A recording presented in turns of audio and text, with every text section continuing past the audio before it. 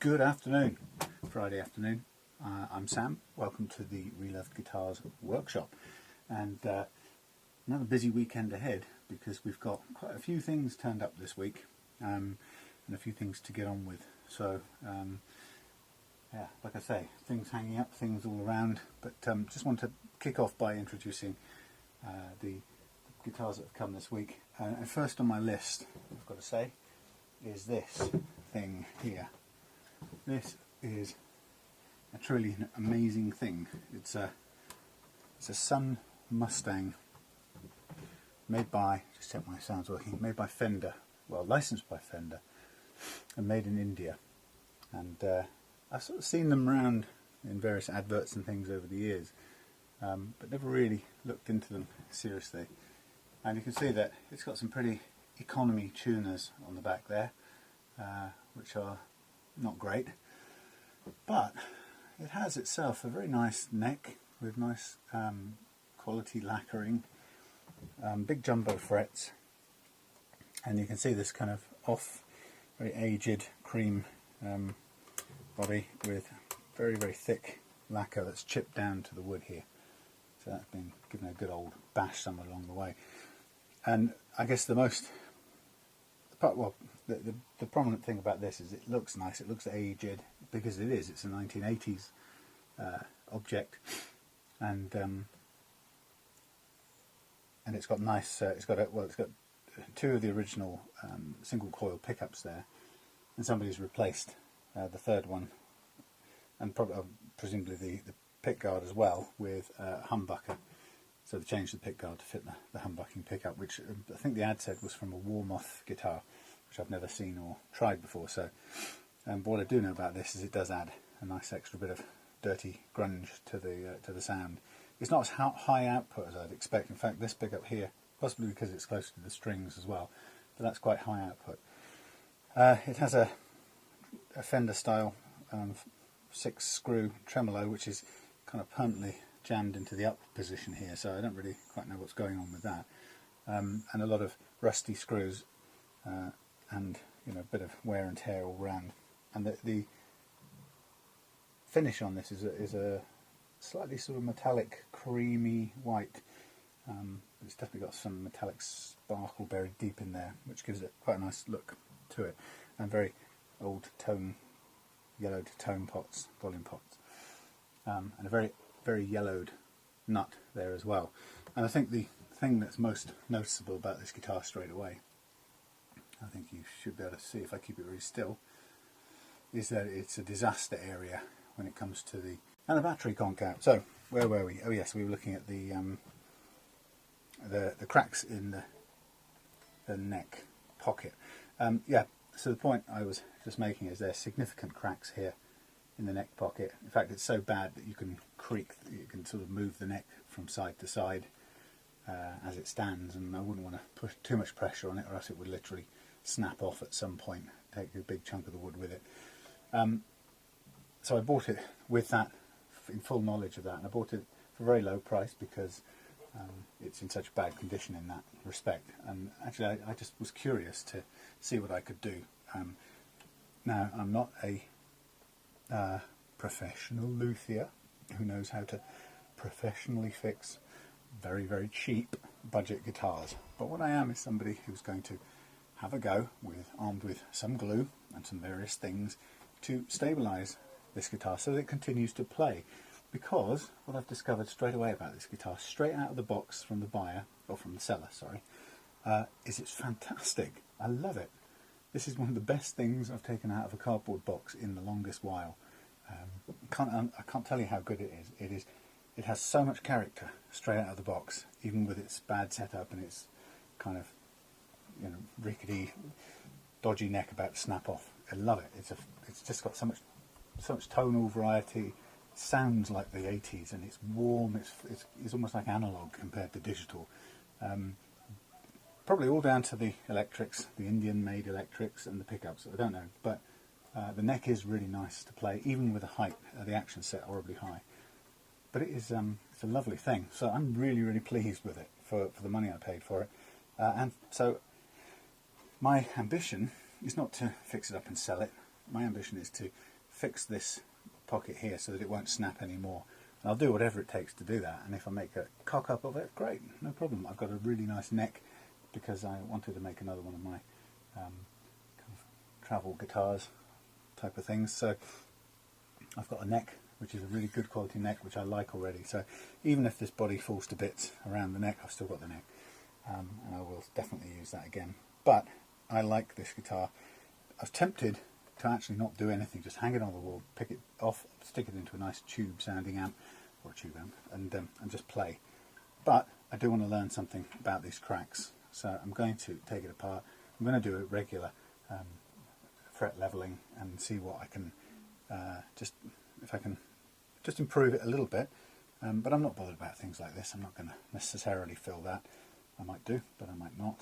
But I'm just going to make it stable so I can carry on playing it, and I'm not going to try and change it too much. So that's the first guitar this week, the Sun Mustang, very, very low price on eBay because of its significant damage. But I hope you kind of I hope to be able to show you this thing playing at some point in the future when it's stabilised. It's brilliant as it is, but I'd like to make it stable because I want to keep it, basically. So that's number one, and I'm going to now stop and start, go on to number two. Hey folks, Sam here, Real Love Guitars. Welcome back to the Sun Mustang, made in India, under license by Fender. A guitar which I haven't really touched much since I got it a little while back. It's just been kind of sitting here in its original 1980s condition, and it's got a neck that kind of creaks.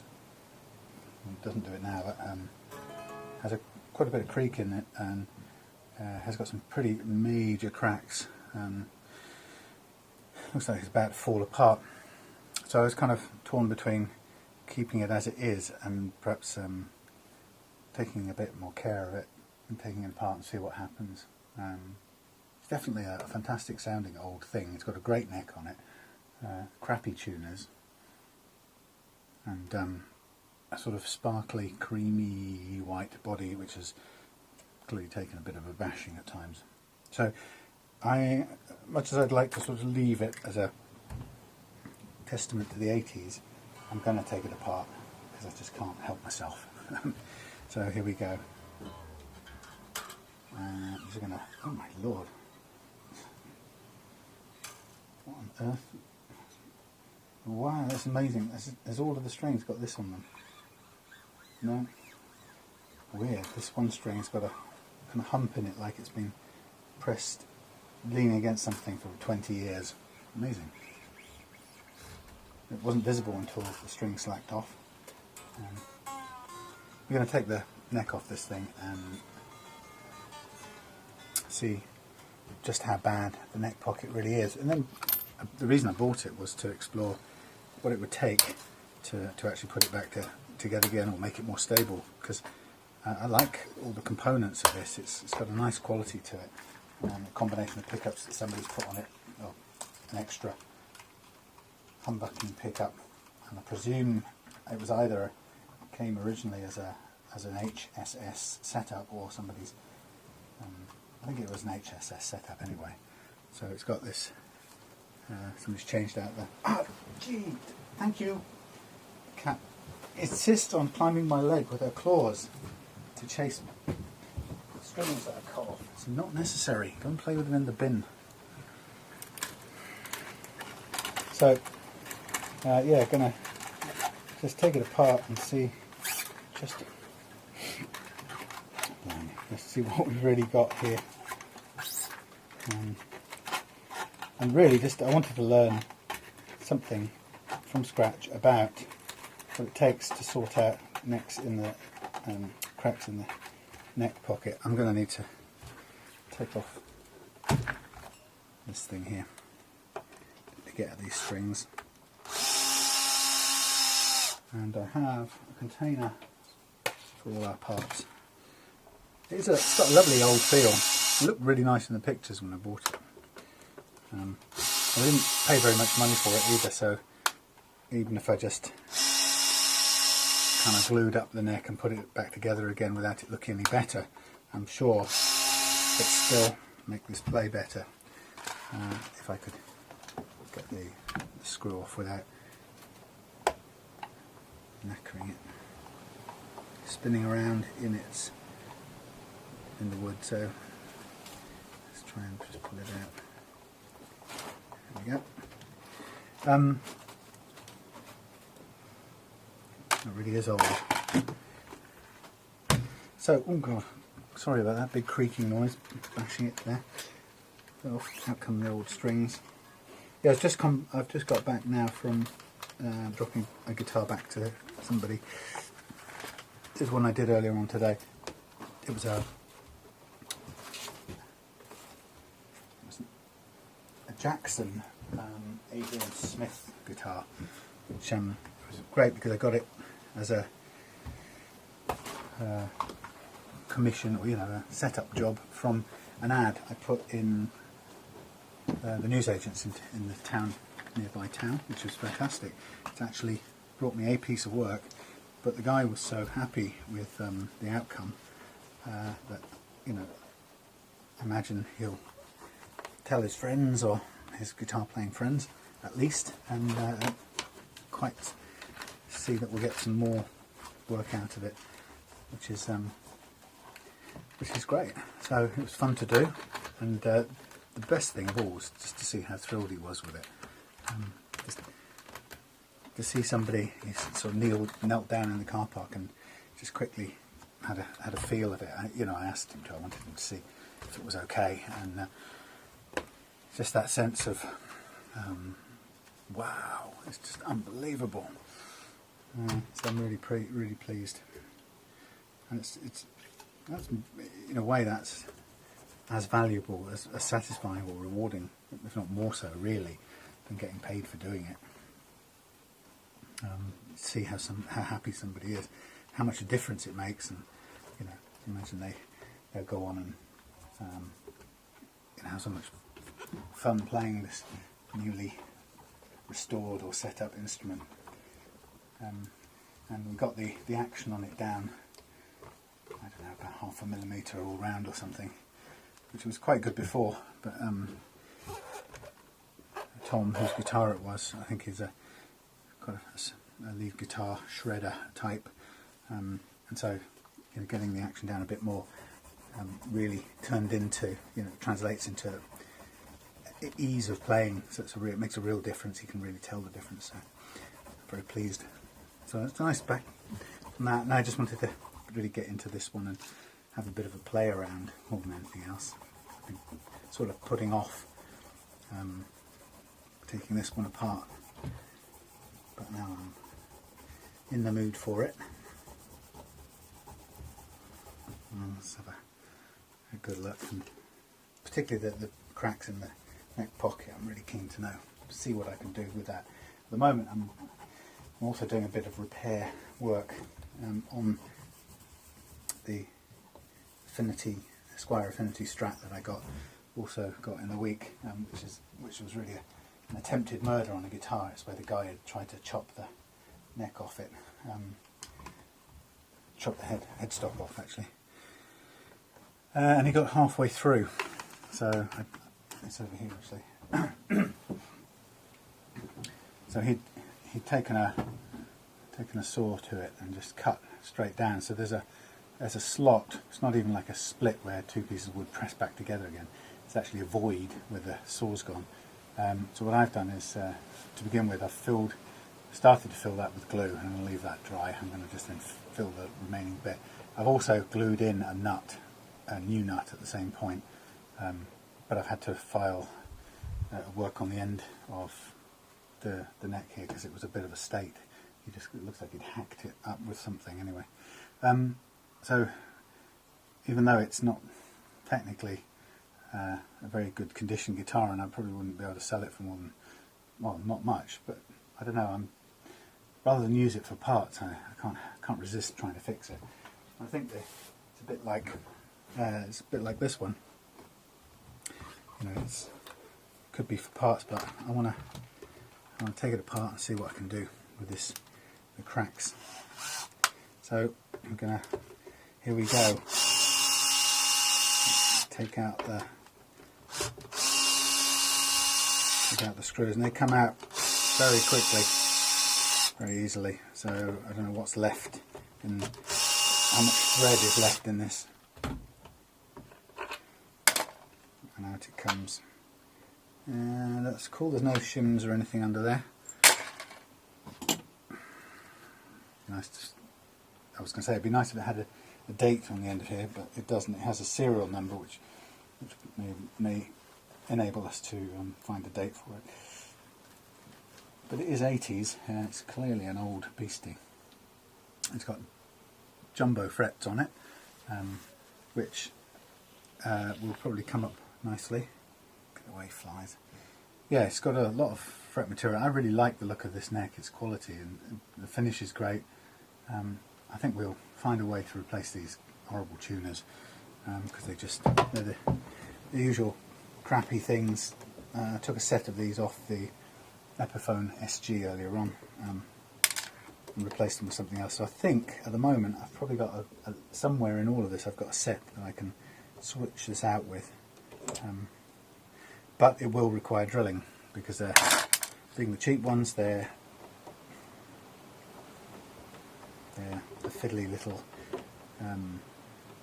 what do we call them? Posts, and they come with a small sized hole, which means you have to drill it out with the drill press.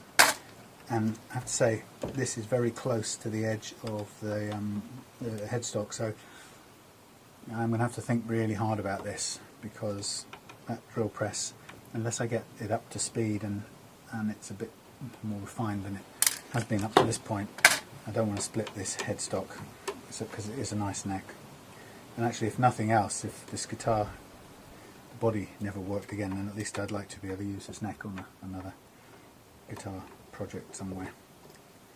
But we can't be too precious. What I do know is that with these small cheap tuners, you either use them and accept them, and I guess they work after a fashion, they're just not that great, or you weigh up the odds the odds and think, well, do I want to drill this out? Is it worth running the risk of drilling it out?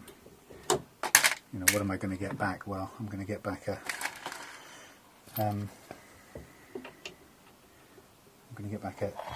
slightly better tuning performance.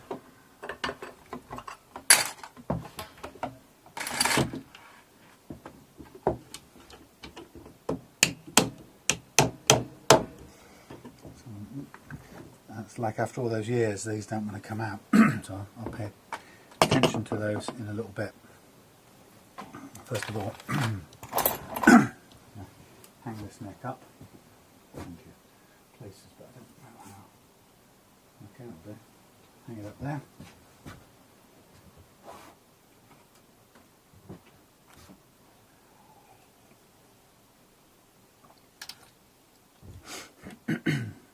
And while I'm at it, let's take off the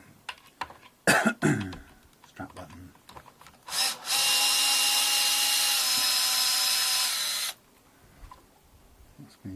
Looks like it's been filled and attempted glue. This one is, I think somebody's given up on this one somewhere in the past. Mind you, let's say it's very old, so we can forgive it many things. Somewhere we have Phillips head. No, it's flat head. And we've got the tremolo setup is a bit rusty. So I think this has been glued in place. So it's hammered in. Yeah, been hammered in. Somebody's drilled out the bottom of the guitar I don't know, to try and make the strap button fit, but I can't quite see how that's going to work, and I don't think it does, but there we are. Okay, so what have we got? We've got a spring that's broken. That's quite good. Let's take all these bits off and put them into the system for re-loving. So So first things first, the buttons don't want to come off. Buttons, knobs.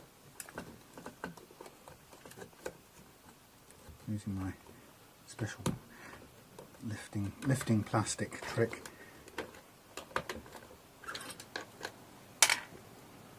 Flies all over the place. It's still in the shed, which are annoying me. Oh, this rusty old goo under here. Right. So let's undo these. It's a bit blackened, so I don't know if it's because they're rusty. I think they're actually just, most of them are just black in colour rather than rusty. When I first saw them, they looked rusty. But actually, I do think the grub screws probably are. So what I'm really interested in is getting all this stuff off, and then we can come back and clean it all up at a later point. But I'm really interested in seeing what we've got around this neck pocket and having a look under the scratch plate. Because I don't think it's terminal. I mean, it's knackered and it's creaking, but it hasn't snapped off yet. But I'd like to know whether it's possible to do some sort of, if not a repair, then at least find some way of stabilising it, which I don't think is surely not impossible, given the bounds of science.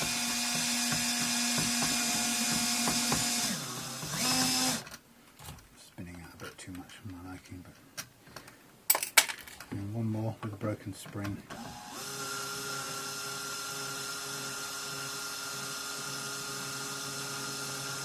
That is rusty, that one.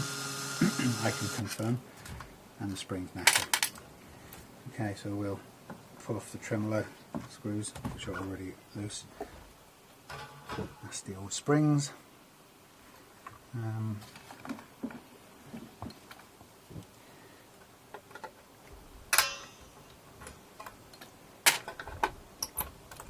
My God, what happened there?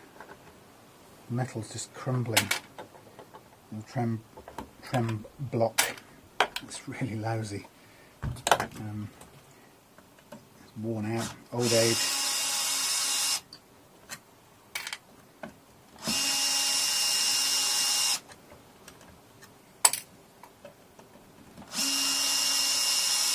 I don't know about you, but I always grew up loving to take things apart. One of the best things you could do is just find an old TV. In those days they were really interesting things. An old TV or radiogram or something like that, and just be set loose with a screwdriver and a pair of pliers. You just do it, mess around, and wow, big chunk taken out of it. Okay, so let's get the machinery business end up. Very small pick guard screws for a change. Again, it's probably tells you something about its age. Pretty much everything these days would be a standard size, and these are very small. They're not like the modern ones. I mean, you could replace them with the larger size ones, but they'd be slightly outsized for these the size of the holes. But they're all coming up and they've all got a bit of rust on them. And the ones that raise and lower the pickups are, I think, pretty worn out altogether. So, what have we got? Okay. Everything's straightforward. What I'll do is I'll just cut the wires at this point, pull everything off, so we're right back to bare wood. Yeah, that's very straightforward. Which end shall I cut it off? Cut it off this end.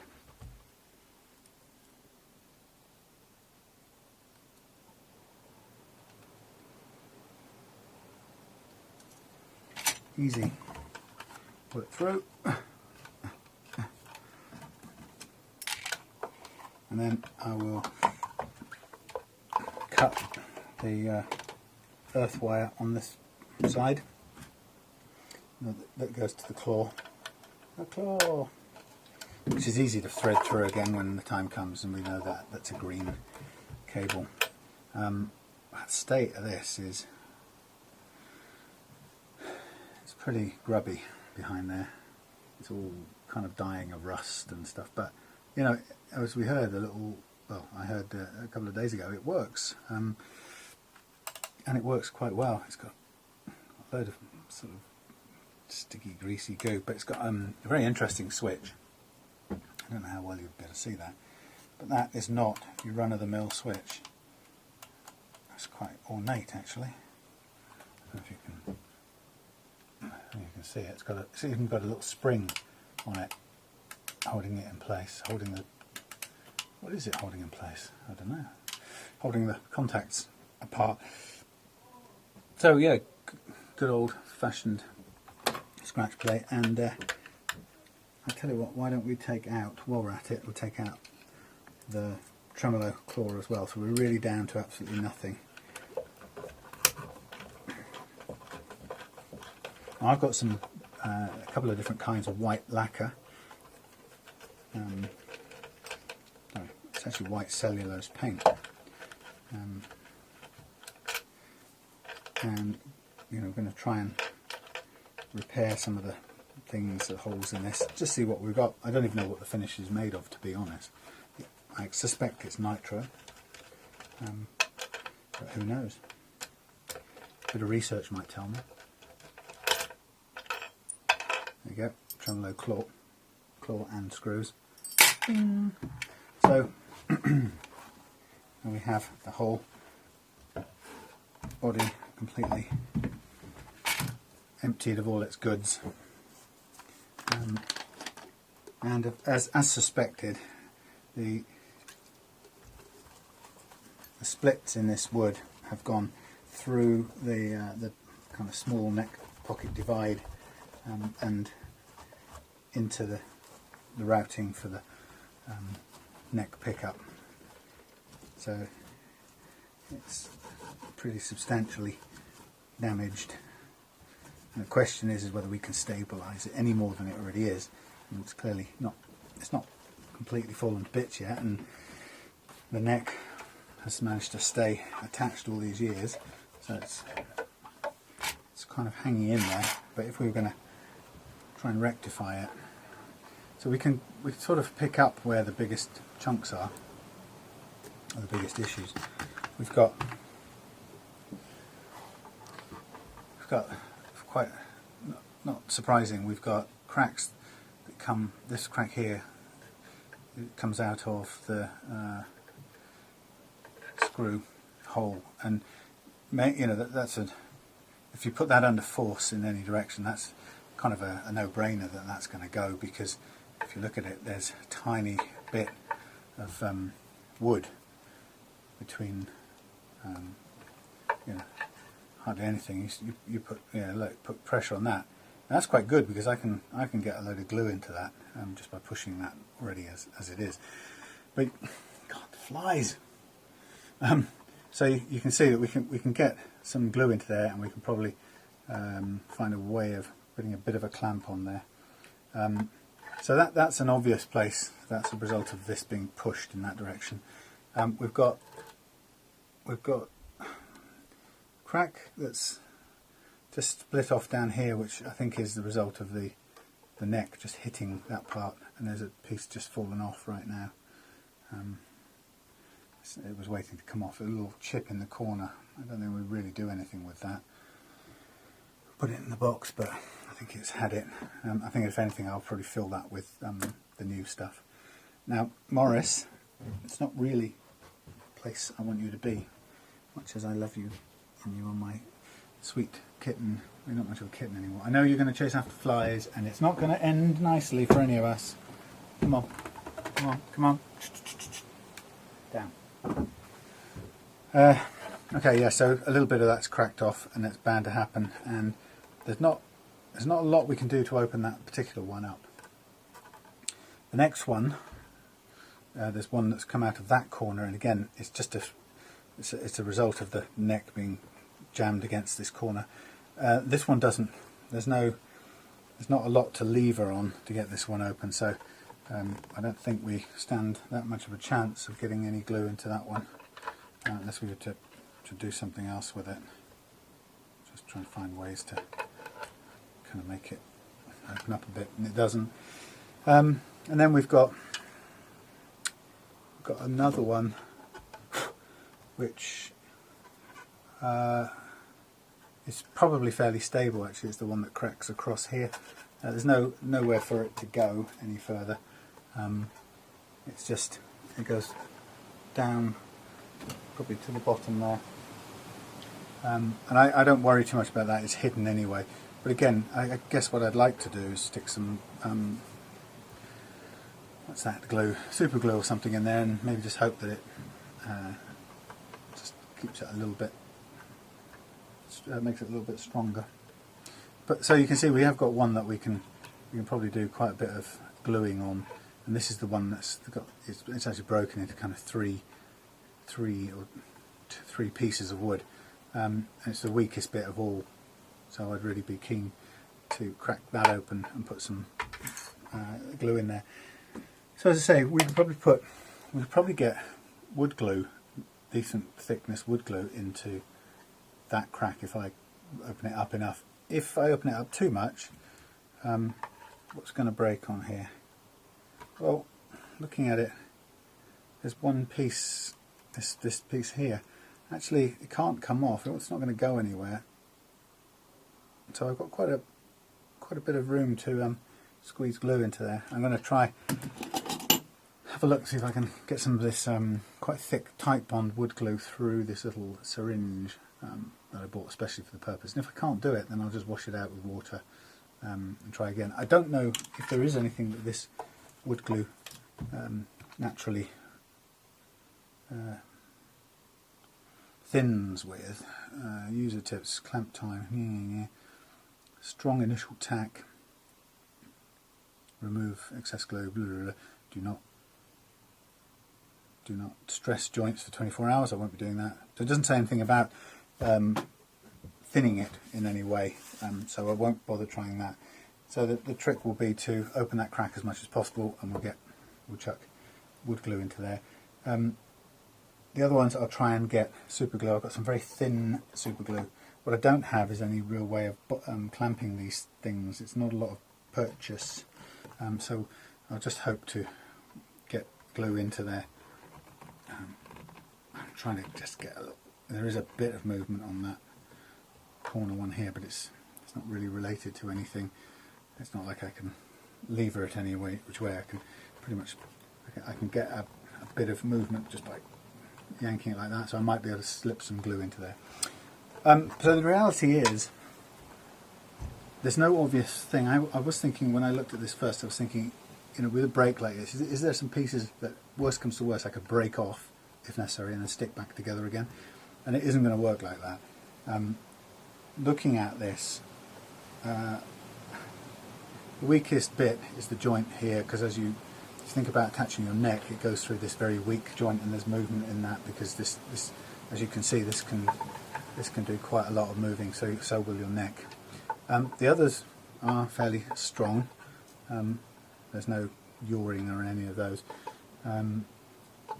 So strength-wise, if we can really take care of that one with wood glue and the others with super glue, and then really what we're looking at is what can we do to improve the finish.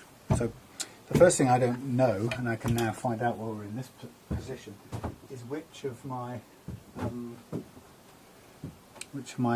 lacquers, if any, suit this colour. And I suspect it's this vintage, cream vintage, which is by chance I think is going to be a good match. Not by chance, by some degree of clever wishful thinking. Now, it's a good colour match. It doesn't have the sparkly metallic element, but just as a quick visual, that's not a bad colour match at all.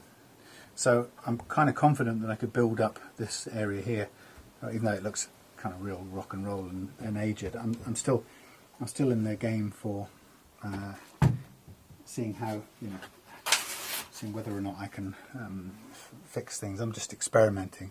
So I know it's rock and roll, and I know it probably technically would be so much more authentic if I left it, but this is my little workshop, and I spent my hard-earned Reloved Guitars cash buying this specifically to play on it, so or to play with it in this sort of way. So I don't mind using it for this purpose. Now I'm just looking down here. We've got a lot of raw wood sticking through, and what I haven't got, actually Claire was mentioning this the other day, is I haven't got any primer. I do have some. This time I have the coloured lacquer. I have some spray lacquer, but this has quite a thick build-up of primer and colour layers by the look of it, which I'm not going to be able to replicate. So I'm going to sort of go straight for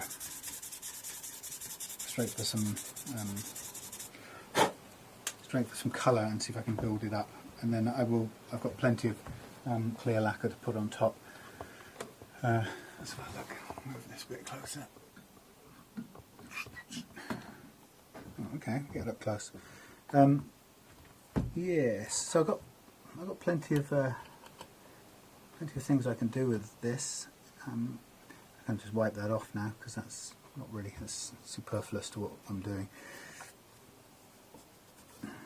But it's a good colour match, very good.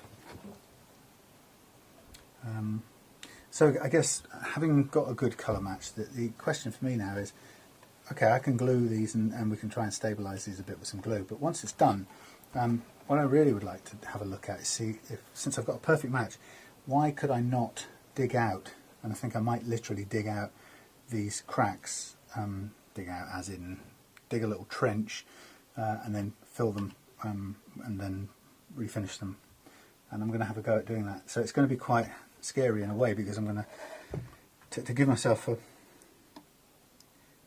something for a repair to sit in.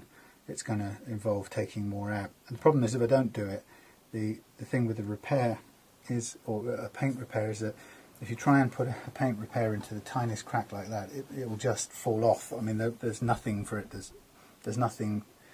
There's literally nothing of it. It's about a micron thick, and by the time you do one layer of sandpaper, it's gone, and you're back to the crack.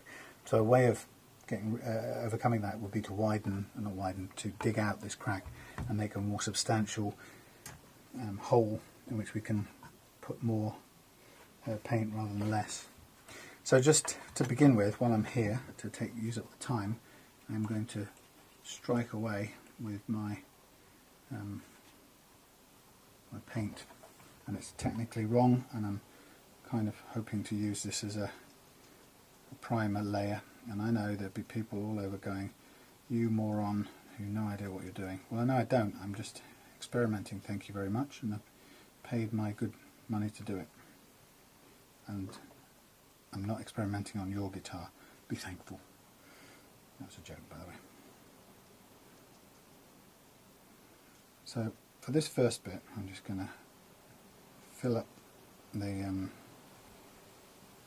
hole and let this dry out. And hopefully provide a footing for further paint layers. And when it's dried, I'll go and give it a little once over with some sandpaper so that I get a bit of a keying or whatever you call it, and then I can now concentrate a bit on this crack. I guess there's no time like the present, so let's start with, what did I get? Super glue on tube applicator. Now I got the thinnest wateriest super glue the guy could possibly get. The question is, what are we going to do here? We're going to try and get super glue into this crack in the hope that it makes it stronger. The alternative is what? Cut down into that crack, in which case, what do we get out of that? Maybe we get a little reservoir we can fill with super glue. We have no reason why we can't do that. It's my guitar, and I'll cut my finger off with my own chisel. That's what I'll do. So since this is hidden, I'm going to do a little thing here. I'm going to knock a little chunk into this guitar, because I'm like that. I'm able to because it's mine. Okay, so I'm just seeing what happens. Okay.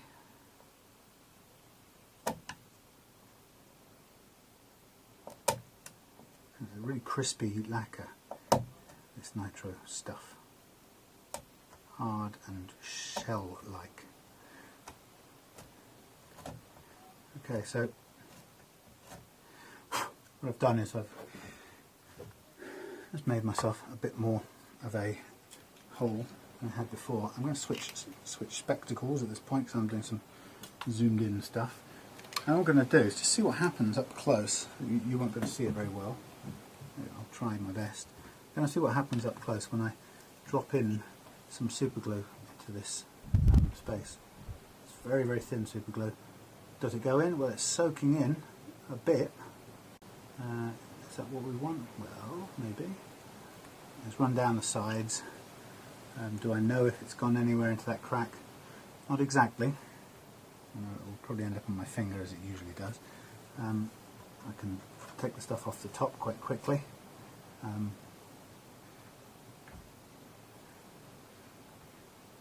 Okay, I'm going to do the same on the other side, since again this is out of eyesight. So to do this I'm going to just use this rubber handled thing as a little thingy, whatever that thing is, hammer. I'm just going to take a tiny chip either side and gouge it out.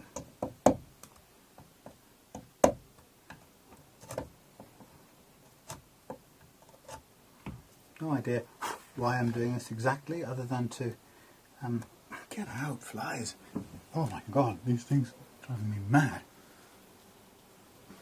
It drops down off there and gets killed. Sorry, just can't bear them in a bin. Right, fly carnage off to one side. Yeah, so you know what's really nice is to have bought this specifically for the fun of trying this out.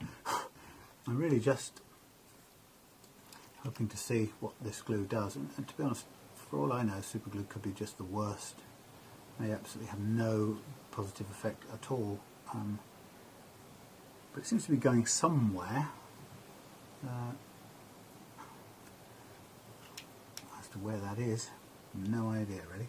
So that's two cracks with some glue chucked in them. Don't really quite know how long that needs to work. The next bit will be the fun bit of trying to see whether this little syringe will actually force any glue into the big crack, and how far we have to crack it open to do that. Fly.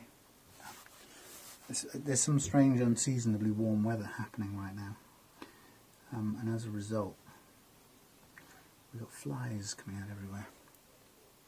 Well, judging by what I can see here, this super glue has gone somewhere.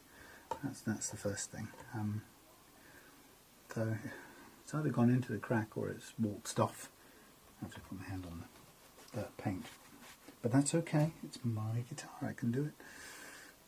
And so what we've got out here is we've got some cracks that remember I said I can neither finish properly the way they are right now, nor can I get glue into them really.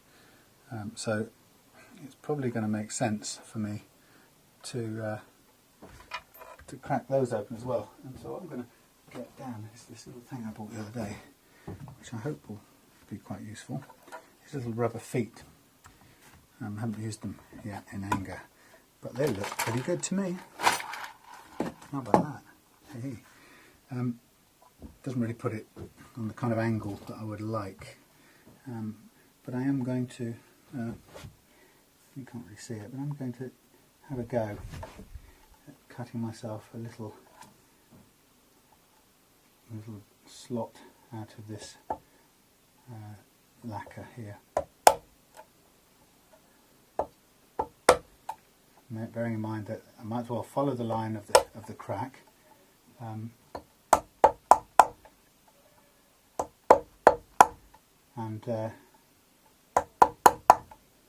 follow the line of the crack, so I've got something to work into. And if there is any kind of crack that penetrates down, then possibly I might be able to get some super glue into there as well, which is what I seem to think I might need to do. It's quite an interesting thing to do, but I do, I have the luxury in the sense that I know I've already got, I already know that I've got the right, a good colour for doing a repair, albeit without the shiny part. So I've now opened that crack up quite a considerable amount. Looks to see where the paint was. Yeah, where'd it gone? Yeah, so I've cracked that open a bit, and I'm not gonna do it with these because I think I can glue those, and I'm gonna do it with these over this side, whilst avoiding, if possible, getting that paint everywhere. But still, even if we do, it's not that important because we're allowed to. So this one goes into lots of funny directions. I'm not really quite sure where I'd have to glue this one, but we've gone into the corner, so it needs a bit of room in the corner, so I'll take that bit of lacquer out there.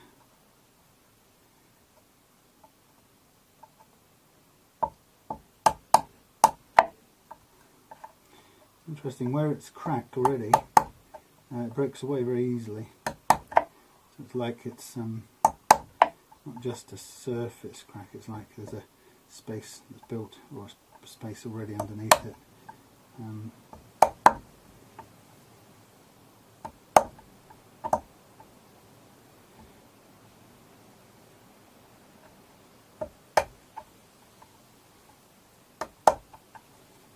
As I say, this is mainly an experiment to see whether doing this allows me to apply the glue, but also with the idea that I'm trying to give myself a bit of a better footing when it comes to doing a repair on the lacquer, because doing it just on top of a very fine hairline crack, it's going to be very, very difficult indeed. It would just wipe off basically. You won't get any kind of purchase for a repair.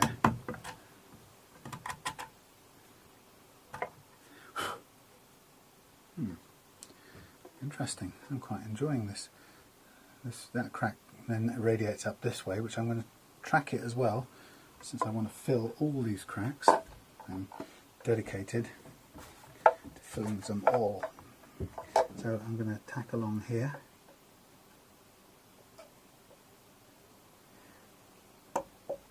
Horrified though the viewer may be, as I say, I'm not doing this to yours, I'm doing it to mine, to see what we've got at the end and how much easier this is to fix than leaving it as a little hairline crack.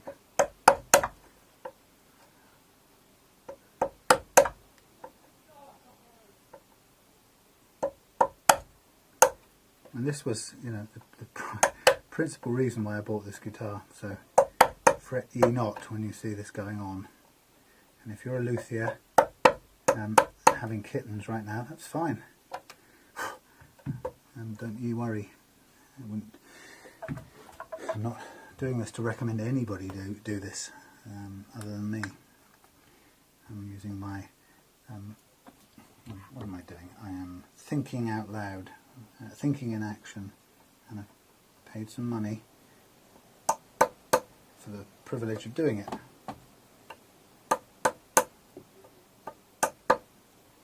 That's all.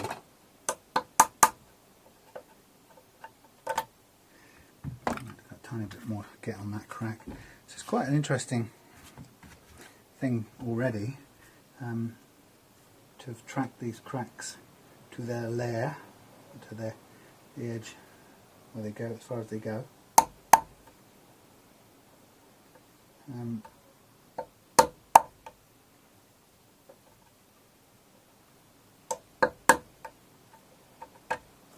Okay, that one finished there, and I'm just going to take this ink bit off here and go follow this one back to the source as well.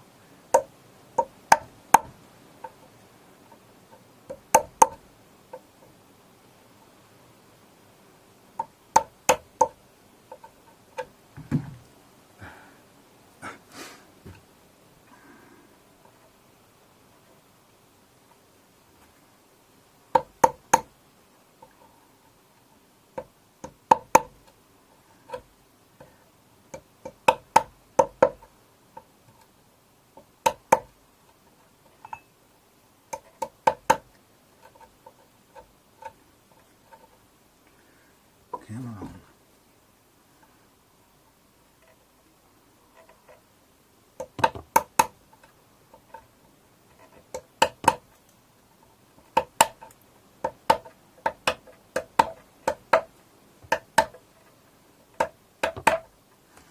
Okay, so I'll make that now connect up with that one.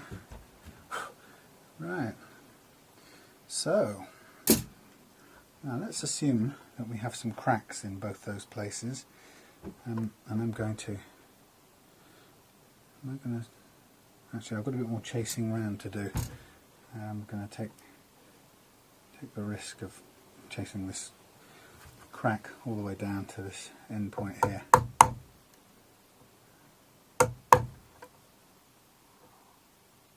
Come on.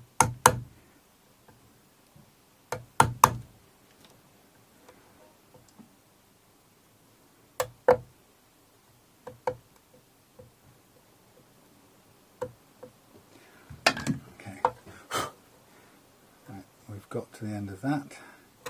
Just going to dig that out a little bit so I've got room to put glue and paint into when the time comes. There you go. Okay, so I've traced, it's really interesting, I've traced these few cracks, done them quite, oops, I've got some super glue onto one of these pads. Yes, so I've widened these cracks. Now I'm going to put into each one of them some super glue, just the thin stuff, just assuming to begin with that there is some crack in there as well as just a trench that I've just cut. And this stuff seems to be pretty good. It seems to run everywhere in a real hurry. So I don't have much. Wow, it does. It goes right down the crack and off wherever it needs to go, including onto the paintwork, which I will need to take off. So, is that doing it any good? Don't know. Has it gone into the heart of the cracks? Your guess is as good as mine, but I tell you what, it's spreading down the crack like a little miniature river, which is very impressive. It did what it said on its tin. Now, whether that actually stabilises this structure at all, I have no idea. But I kind of like the idea that it does. And either which way, what I'm doing here is I'm attempting to, I'm going to be wanting to repair this finish once I've glued it as much as I can possibly glue it. Now the same will apply. Same will apply to this stuff here and these difficult cracks as well. The one that, sorry, the difficult one, the one that moves. So I'm just going to do a bit of chisely work as well on this bit here, which may look absolutely horrendous to you. But even though this is the one that I'm going to bend open, I'm still going to need to fill it. And you can even see the crack sort of opened up there as I hit it. So yeah, I'm going to need to fill it once I've glued it as far as it will go. So kind of getting some of this lacquer off and getting into that corner is good for my plan. It's very interesting that as soon as I hit that, it wanted to open up. Okay, that's the bit that's going to be seen out there. Whoops, super glue on my fingers. I'm just going to go along this little edge here, which you now can't see, but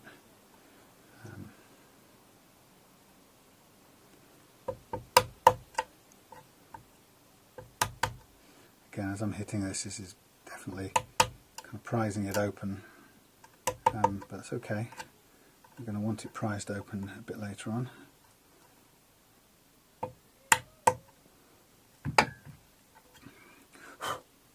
Getting hard to hold.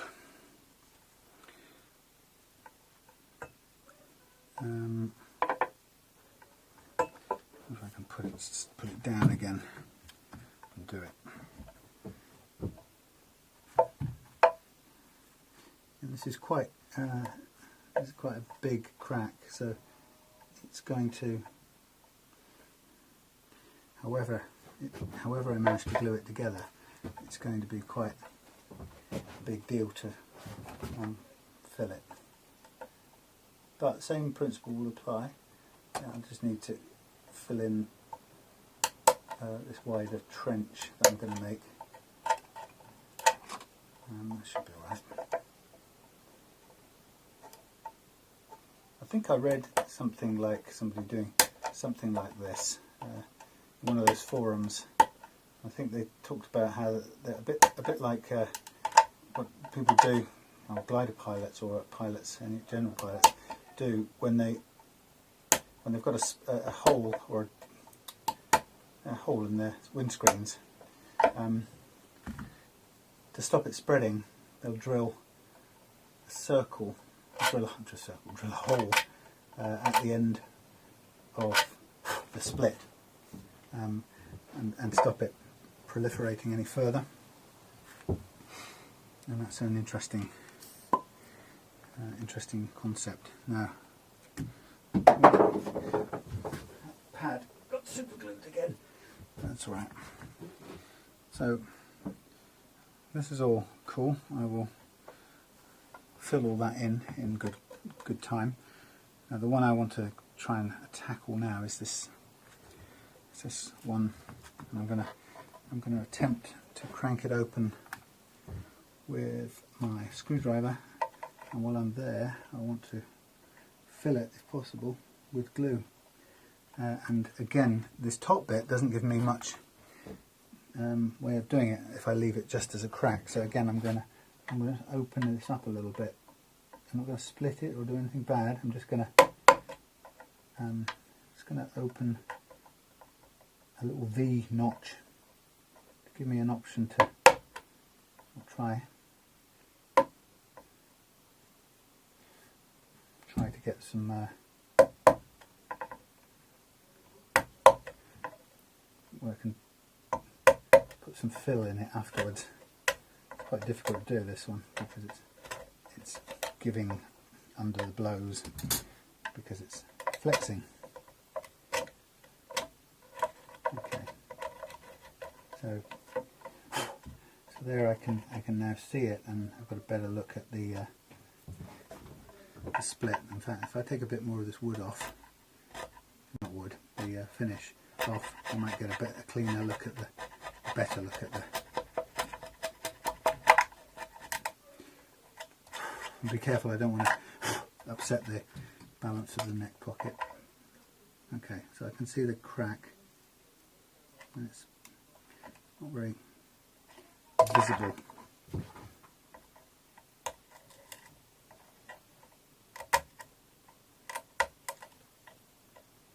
Very fibrous looking wood. It's not, it kind of doesn't look like a hardwood from where I'm standing. Okay, so let's have a think. So I've got this bit here that's going to open up like that, and actually I can't get a lot of won't be able to get a lot of glue into this bit here.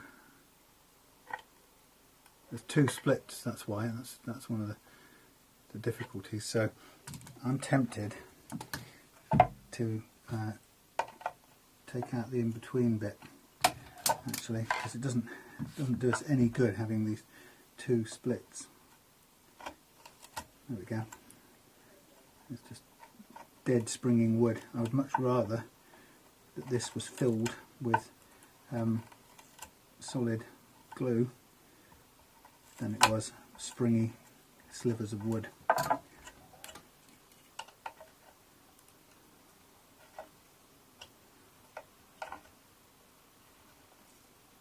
I say, lots of spring there. Okay, so now I'm going to do the bit. I have no idea how it's going to work out, but let's give it a go anyway. Since we're playing experimental, I'm going to squirt some of this glue into here. Obviously not the world's most, because I'm going to need to rush out and whoa, it definitely wants to come firing out the end. Now let's get my cranking apart bit going here, and we'll probably want the other end, flat end. Okay, so first of all, where can we get glue into, and how can we get it in? Right, okay, my plunger's in place. Ooh, it's gluing everywhere. It's not so bad. Seem to be making some contact. There it goes. Glue coming out under pressure. Sucking it back in, that's not so good.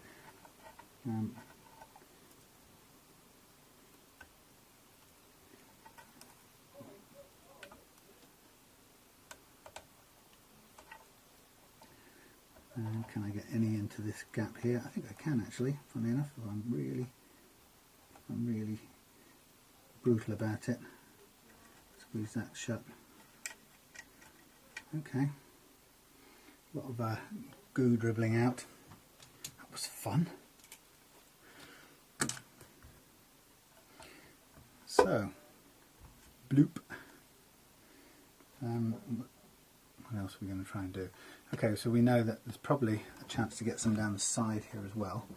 So if I'm to do it again this way, and do I get any? Yeah, I do get some movement on the side here. Or is it actually? Do we need to do it from underneath? I think we possibly do. Yeah, there we go.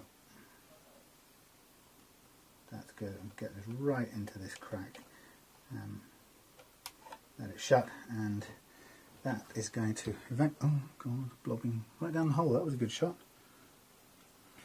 That has gone straight into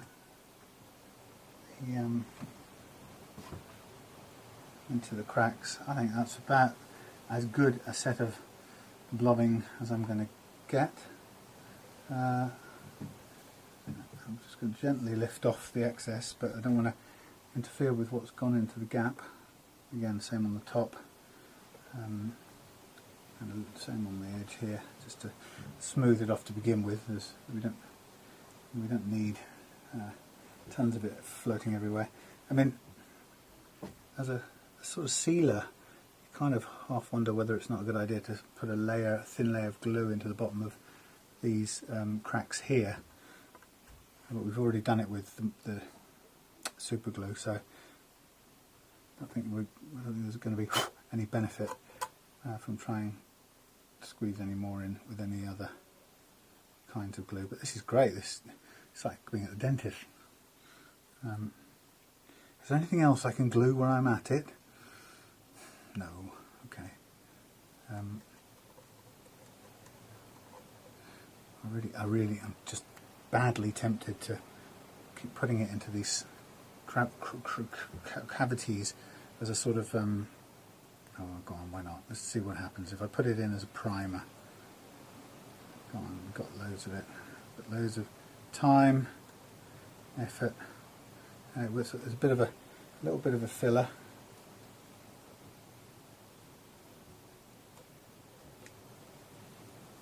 You know, the nurse in the dental surgery, when she prepares that, what's that stuff? Amalgam, and the dentist squirts it into your mouth, into your tooth. That sort of horrible crunchy feel that he does. He crunches it up into those teeth. If you've never experienced that, you're just plain lucky, and I hate you. Oh yeah, and then there's these two little trenches. And we'll fill one and we'll fill the other just for fun. So the Titebond people say that this dries harder than the surrounding wood, which I quite believe. So I'm just literally wiping off the excess with my finger. And just leaves a little thin kind of coating, which could form the base for my refinishing efforts shortly or later. There we go. Interesting, Mr. Bond. Yeah, I actually squirted some glue into that real bad split, and I'm not going to do anything with it. I'm not going to clamp it. Why am I not going to clamp it? Tell me why. Maybe I should be. Let's have a see. What could I get away with?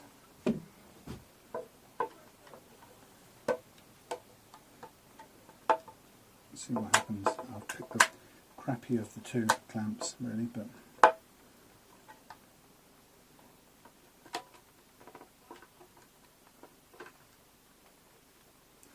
it's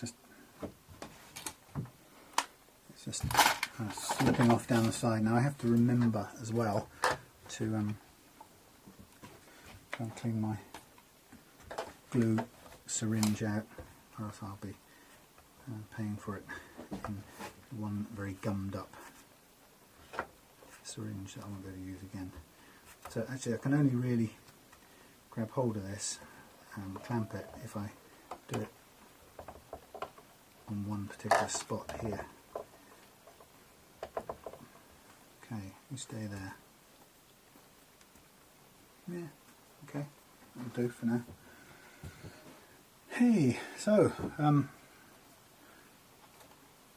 let's go clean out my glue gun. Anything else? Oh, there's something else that needs gluing. Oh, let's not waste it.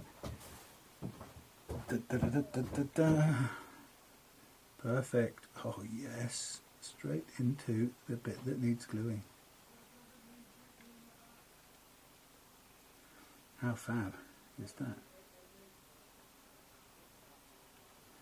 Now there's a split in here which I can't get to with this glue, that's for sure. So while this other stuff dries, I may just have a little go with the super glue again into the back of this. I don't suppose it'll hurt, since I've got no real options on this.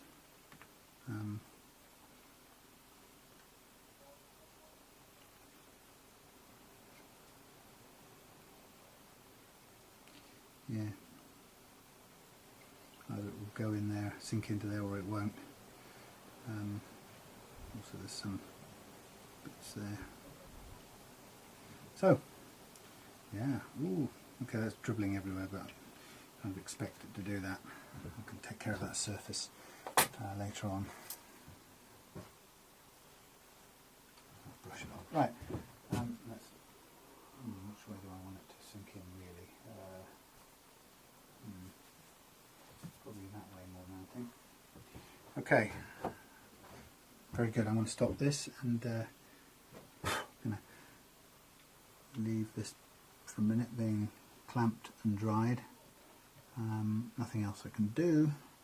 There's a split there, but it's kind of commonplace, and it's in a very strong area, so it's nothing to worry about.